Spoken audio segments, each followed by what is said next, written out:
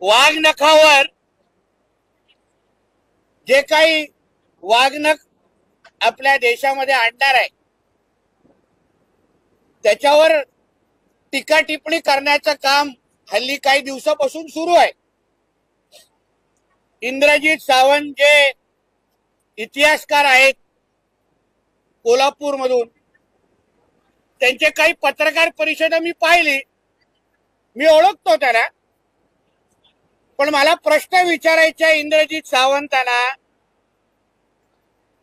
कि हीच भूमिका अगर महाविकास आघाडी महाविकास आघाडीचं सरकार अगर वाघनख आणण्याचा कार्यक्रम करत असत तर इंद्रजीत सावंतनी हीच भूमिका घेतली असती का?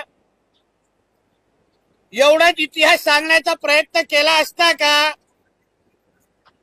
इंद्रजीत सावंत कोणाबरोबर उठतात बसतात याची चांगली माहिती मला आहे।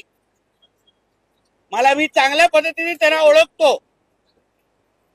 2014 ते 19 मध्ये जेव्हा बीजेपी शिवसेनाचं सरकार होतं तेव्हा काही त्यांच्या पुस्तकाचं प्रकाशन पण झालेलं होतं।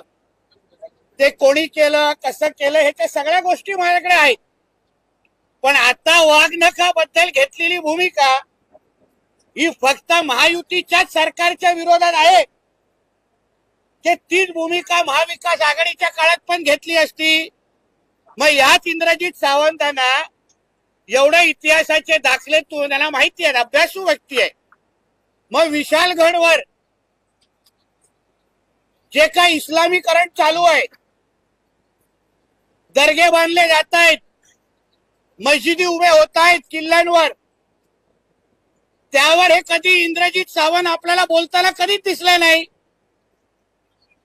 मग त्या महाराजांच्या किल्ल्यावर दर्गे होते असं इंद्रजीत सावंतांना म्हणायचं आहे की त्यांना काय त्याच्यावर आक्षेप नाही का? जेवढी तळमळ वाघनखाबद्दल यांनी दाखवली, कागदपत्र दाखवली,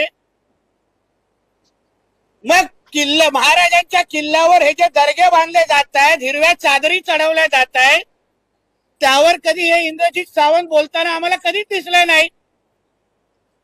मग उद्या हे महाविकास आघाडीचे लोक हेही सांगतील की हे जे किल्ले तुम्हाला महाराष्ट्रात दिसतात ना ते महाराजांनी बांधलेच नव्हते, ते औरंगजेबानी बांधलेले, त्याचे पण पुरावे मागतील की हे खरंच गड किल्ले महाराजांचे आहेत का?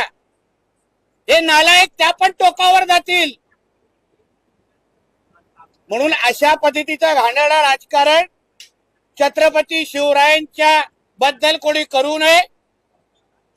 वाघनख येणं ही एक चांगली बाब आहे, कौतुक करायला पाहिजे, चांगल्याला चांगलं म्हणणं हे माणुसकीचा धर्म आहे, एवढं ह्या लोकांना कळलं पाहिजे।